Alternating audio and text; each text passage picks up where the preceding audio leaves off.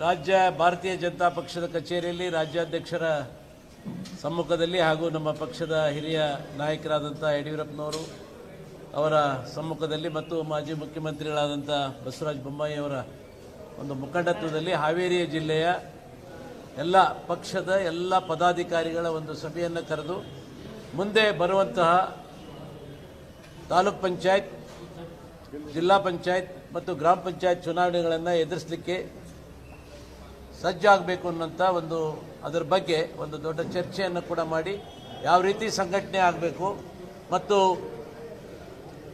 ರಾಮ್ಜಿ ಅದರ ಬಗ್ಗೆ ಪ್ರಚಾರವನ್ನು ಮಾಡಬೇಕು ಮತ್ತು ಇವತ್ತು ಕಾಂಗ್ರೆಸ್ ಪಕ್ಷದ ವಿಫಲತೆ ಏನಿದೆ ಅದನ್ನು ಜನರಿಗೆ ಎತ್ತಿ ತೋರಿಸುವಂಥ ಕೆಲಸ ಆಗಬೇಕು ಮತ್ತು ಜಿಲ್ಲಾ ಪಂಚಾಯತ್, ತಾಲೂಕ್ ಪಂಚಾಯತ್, ಗ್ರಾಮ ಪಂಚಾಯತಿಗಳನ್ನು ಭಾರತೀಯ ಜನತಾ ಪಕ್ಷದ ವಶಕ್ಕೆ ಪಡ್ಕೊಳ್ಳೋ ಬಗ್ಗೆ ಎಲ್ಲ ತಂತ್ರಗಾರಿಕೆಯನ್ನು ಮಾಡಬೇಕು ಅನ್ನೋಂಥ ಬಗ್ಗೆ ಚರ್ಚೆ ಆಯಿತು. ಚರ್ಚೆ ಭಾಳ ಫಲಪ್ರದವಾಗಿದೆ.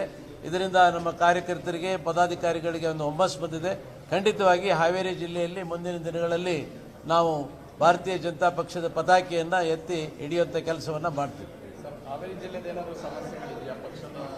ಹಾವೇರಿ ಜಿಲ್ಲೆಯಲ್ಲಿ ಯಾವ ಸಮಸ್ಯೆಗಳು ಇಲ್ಲ. ಸಮಸ್ಯೆಗಳನ್ನು ನಾವು ಏನೇ ಇದ್ರೂ ಕೂಡ ನಮ್ಮಲ್ಲೇ ಚರ್ಚೆ ಮಾಡ್ಕೊತೀವಿ ಹೊರತು ಅಂಥ ಯಾವುದೇ ಸಮಸ್ಯೆಗಳಿಲ್ಲ. ಅದು ರಾಜ್ಯ ಮಟ್ಟದ ನಾಯಕರ ಗಮನಕ್ಕೆ ತಂದು ಮಾಡುವಂಥ ಸಮಸ್ಯೆಗಳಾಗಿಲ್ಲ. ಇಲ್ಲಿ ಭಾಳ ಸ್ಪಷ್ಟವಾಗಿ ಸೂಚನೆಯನ್ನು ಕೊಟ್ಟಿದ್ದಾರೆ.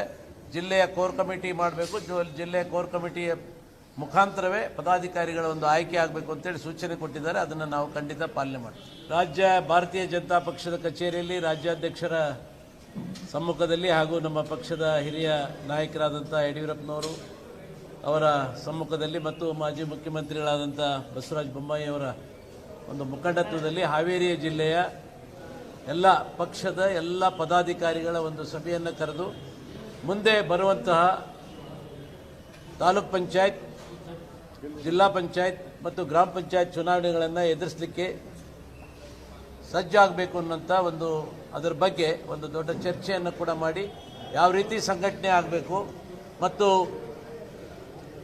ರಾಮ್ಜಿ ಅದರ ಬಗ್ಗೆ ಪ್ರಚಾರವನ್ನು ಮಾಡಬೇಕು ಮತ್ತು ಇವತ್ತು ಕಾಂಗ್ರೆಸ್ ಪಕ್ಷದ ವಿಫಲತೆ ಏನಿದೆ ಅದನ್ನು ಜನರಿಗೆ ಎತ್ತಿ ತೋರಿಸುವಂಥ ಕೆಲಸ ಆಗಬೇಕು ಮತ್ತು ಜಿಲ್ಲಾ ಪಂಚಾಯತ್, ತಾಲೂಕ್ ಪಂಚಾಯತ್, ಗ್ರಾಮ ಪಂಚಾಯತಿಗಳನ್ನು ಭಾರತೀಯ ಜನತಾ ಪಕ್ಷದ ವಶಕ್ಕೆ ಪಡ್ಕೊಳ್ಳೋ ಬಗ್ಗೆ ಎಲ್ಲ ತಂತ್ರಗಾರಿಕೆಯನ್ನು ಮಾಡಬೇಕು ಅನ್ನೋಂಥ ಬಗ್ಗೆ ಚರ್ಚೆ ಆಯಿತು.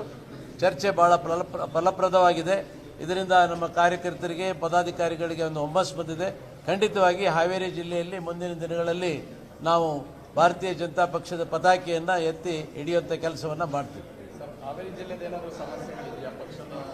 ಹಾವೇರಿ ಜಿಲ್ಲೆಯಲ್ಲಿ ಯಾವ ಸಮಸ್ಯೆಗಳು ಇಲ್ಲ. ಸಮಸ್ಯೆಗಳನ್ನು ನಾವು ಏನೇ ಇದ್ರೂ ಕೂಡ ನಮ್ಮಲ್ಲೇ ಚರ್ಚೆ ಮಾಡ್ಕೊತೀವಿ ಹೊರತು ಅಂಥ ಯಾವುದೇ ಸಮಸ್ಯೆಗಳಿಲ್ಲ. ಅದು ರಾಜ್ಯ ಮಟ್ಟದ ನಾಯಕರ ಗಮನಕ್ಕೆ ತಂದು ಮಾಡುವಂಥ ಸಮಸ್ಯೆಗಳಾಗಿಲ್ಲ. ಇಲ್ಲಿ ಭಾಳ ಸ್ಪಷ್ಟವಾಗಿ ಸೂಚನೆಯನ್ನು ಕೊಟ್ಟಿದ್ದಾರೆ. ಜಿಲ್ಲೆಯ ಕೋರ್ ಕಮಿಟಿ ಮಾಡಬೇಕು, ಜಿಲ್ಲೆಯ ಕೋರ್ ಕಮಿಟಿಯ ಮುಖಾಂತರವೇ ಪದಾಧಿಕಾರಿಗಳ ಒಂದು ಆಯ್ಕೆ ಆಗಬೇಕು ಅಂತೇಳಿ ಸೂಚನೆ ಕೊಟ್ಟಿದ್ದಾರೆ. ಅದನ್ನು ನಾವು ಖಂಡಿತ ಪಾಲನೆ ಮಾಡ್ತೀವಿ.